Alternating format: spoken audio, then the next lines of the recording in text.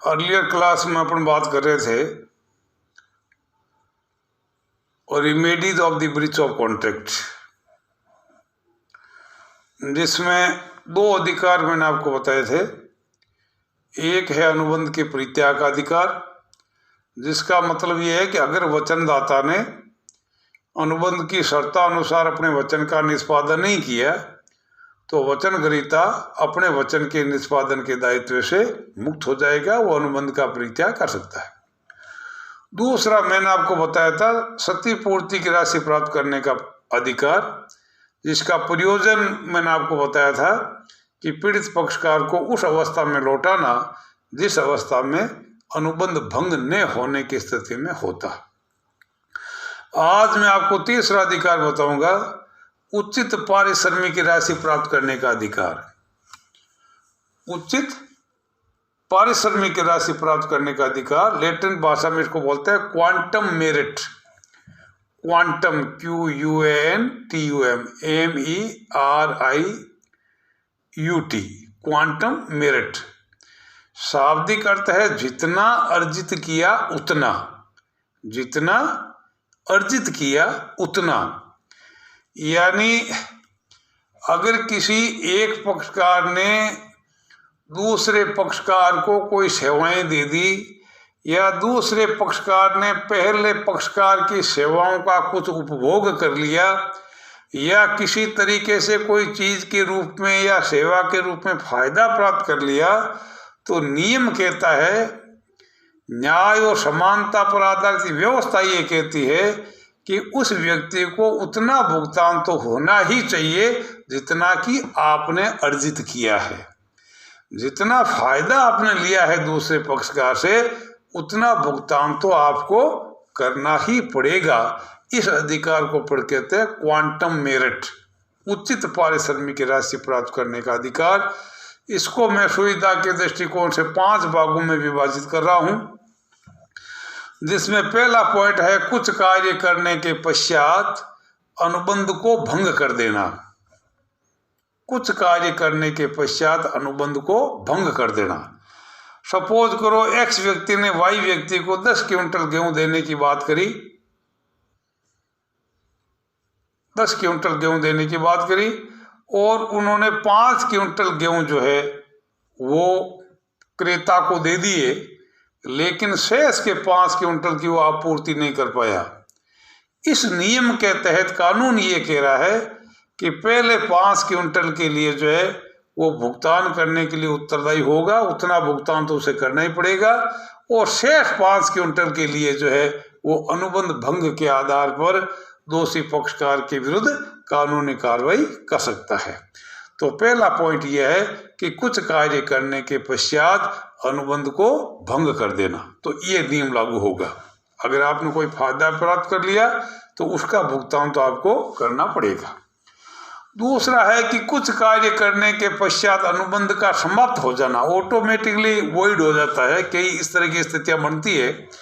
तब भी नियम ये कह रहा है कि जितनी सेवाएं उसने प्रदान की है उतना भुगतान तो एक करना ही पड़ेगा। एक व्यक्ति को इस आधार पर मैनेजिंग डायरेक्टर नियुक्त किया कि उसको एक निर्दिष्ट योग्यता अंश जो है वो खरीदने होंगे, लेकिन उसने 6 महीने तक सेवाएं प्रदान की और फिर वो क्वालिफाइंग शेयर वो खरीद नहीं पाया, जिसकी वजह से वो अनुबंध व्यर्थ हो गया। कानून यहाँ ये कह रहा है कि 6 महीने तक उसने जितना काम किया है, जो सेवाएं प्रदान की है, उतना भुगतान तो आपको करना ही पड़ेगा। तीसरा पॉइंट यह है कि निःशुल्क न करने के अभिप्राय से किए गए कार्यों की क्षतिपूर्ति का ठहराव। ये क्या है, इसका एक्सप्लेन मैंने पहले ही बताया था क्वासी कॉन्ट्रैक्ट के अंदर, और मैंने एग्जांपल दिया था कि कोई विद्यार्थी भूलवश आपका यह बादाम छोड़ करके चला गया, उसका प्रयोजन किसी भी रूप में आपको निःशुल्क सेवा करने का नहीं था और आपने वो ड्राई फ्रूट्स उपभोग कर लिए, आपने उनको काम ले लिया, तो कानून ये कह रहा है कि जितनी चीज का आपने उपभोग किया है उतना भुगतान तो आपको करना ही पड़ेगा। ये तीसरा पॉइंट है। और चौथा पॉइंट यह है कि विभाज्य अनुबंध के अंदर लाभ प्राप्त करने पर यदि मान लीजिए एक तो ऐसा अनुबंध है जिसके टुकड़े नहीं हो सकते, वो तो अविभाजित हो गया। लेकिन अगर विभाजित है और विभाजित के अंदर जो है अगर मान लीजिए दूसरे पक्षकार ने उसका उपभोग कर लिया या उसको काम में ले लिया या लाभ प्राप्त कर लिया, तो कानून ये कह रहा है कि जितना लाभ आपने प्राप्त किया है, जितना फायदा आपने उठाया है, उतना तो आपको भुगतान करना ही पड़ेगा। और लास्ट पॉइंट ये है कि जब कार्य परमापित स्तर का न हो, कार्य उस लेवल का नहीं हो जिस लेवल का होना चाहिए। जैसे एक ठेकेदार को मकान 10 लाख रुपए के अंदर मकान बनाने का ठेका दिया, उसने कार्य परमापित स्तर का नहीं किया, वचन ग्रहीता ने उस काम को परमापित स्तर पर लाने के लिए 1 लाख रुपए और खर्च कर दिए, तो कानून ये कह रहा है कि आप 1 लाख रुपए काट सकते हो, ये आपका अधिकार है, लेकिन 9 लाख का भुगतान तो आपको करना ही पड़ेगा। आप उस काम को अनुबंध की शर्तों तक परमापित स्तर तक लाने के लिए आपने जो व्यय किया है, आप उसकी कटौती करते हुए शेष राशि का भुगतान जो है वो आपको वचनदाता को करना ही पड़ेगा। The system is now as a quantum merit. जितना अर्जित किया उतना, जितना फायदा लिया उतना भुगतान तो आपको कानूनी रूप से करना ही पड़ेगा। The system is based on the just and equality. ये न्याय और समानता पर आधारित व्यवस्था है। चौथा पॉइंट है निर्दिष्ट निष्पादन का अधिकार।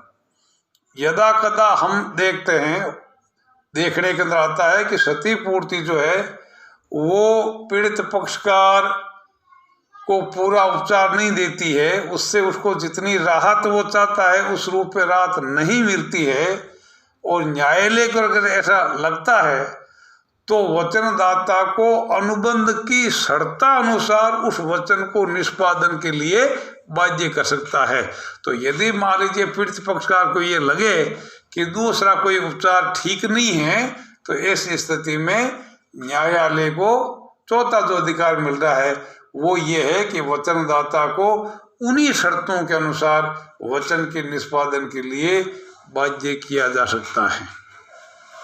यह है निर्दिष्ट निष्पादन का था। As it is specific relief act के तहत ये व्यवस्था दी गई है और इसके अंदर उसी रूप में वचनदाता उस वचन के निष्पादन के लिए उत्तरदायी होगा। और लास्ट पॉइंट है निषेधाज्ञा का अधिकार, राइट टू इंजेक्शन। निषेधाज्ञा का अधिकार का मतलब है नकारात्मक शर्तों का निर्दिष्ट अनुपालन। नकारात्मक शर्तों का, ये पहला वाला पॉइंट था सकारात्मक, ये है नकारात्मक शर्तों के निर्दिष्ट अनुपालन के अधिकार को निषेधाज्ञा का अधिकार कहा जाता है। इसको मैं एक एग्जाम्पल के माध्यम से दोहराना चाहूंगा। एक एक्स नृत्यांगना ने, नृत्य करने वाली महिला ने वाई व्यक्ति के यहाँ 1 सप्ताह के लिए कार्यक्रम, एक निश्चित धनराशि के बदले में कार्यक्रम देने का एग्रीमेंट किया। उस महिला ने 2 दिन शर्तों के अनुसार अपना कार्यक्रम दिया और उसके बाद में उस महिला ने जेड के वहां डांस कार्यक्रम का एक अलग से अनुबंध कर लिया और तीसरे दिन से जो है उसने वहां कार्यक्रम करने का वचन दे दिया। तो वाई व्यक्ति, पीड़ित व्यक्ति को यह अधिकार है कि एक्स नृत्यांगना को 2 अधिकार उसको प्राप्त होंगे। पहला अधिकार उसको सीधा ये निषेधाज्ञा का अधिकार मिलेगा कि वाई व्यक्ति एक्स नृत्यांगना को अन्यत्र कहीं पर भी सेवाएं देने पर रोक लगा सकते हैं, निषेध कर सकते हैं, प्रोहिबिट कर सकते हैं। वो न्यायालय को ये गुहार कर सकता है कि जब तक मेरे यह कार्यक्रम नहीं हो जब तक कि निर्दिष्ट शर्तों के अनुसार मेरे या वचन का निष्पादन नहीं हो, तब तक वचनदाता को अन्यत्र कहीं पर भी वचन के निष्पादन के लिए रोका जाए। और यदि न्यायालय उचित समझता है तो उस नृत्यांगना को अन्यत्र कहीं पर भी अपना कार्यक्रम प्रस्तुत करने पर रोक लगा सकता है। तो ये तो हो गया निषेधाज्ञा का अधिकार, नेगेटिव काम, कि मेरे या काम करे या नहीं करे, इट्स ए डिफरेंट एस्पेक्ट, लेकिन वो अन्यत्र कहीं काम नहीं करे। और यदि न्यायालय उचित समझे तो ऐसी स्थिति में पीड़ित पक्षकार की मांग पर उस नृत्यांगना को निर्दिष्ट निष्पादन का आदेश दे सकता है। अर्थात आपने 7 दिनों के लिए कार्यक्रम की प्रस्तुति की बात करी थी, आप इन्हीं शर्तों के आधार पर आप 7 दिन तक जो है वो वाई व्यक्ति के यहाँ कार्यक्रम प्रस्तुत करेंगे। तो इस तरीके से अनुबंध होने के पश्चात एक पीड़ित पक्षकार को दोषी पक्षकार के विरुद्ध ये 5 अधिकार प्राप्त हो जाएंगे। Again I am repeating, number 1 अनुबंध के परित्याग का अधिकार, नंबर 2 क्षतिपूर्ति की राशि प्राप्त करने का अधिकार, नंबर 3 उचित पारिश्रमिक की राशि प्राप्त करने का अधिकार, नंबर 4 निर्दिष्ट निष्पादन, स्पेसिफिक परफॉर्मेंस, निर्दिष्ट निष्पादन का अधिकार, और लास्ट निषेधाज्ञा का अधिकार। ये 5 अधिकार जो है वो पीड़ित पक्षकार को दोषी पक्षकार के विरुद्ध as per the nature of contract वो प्राप्त होंगे।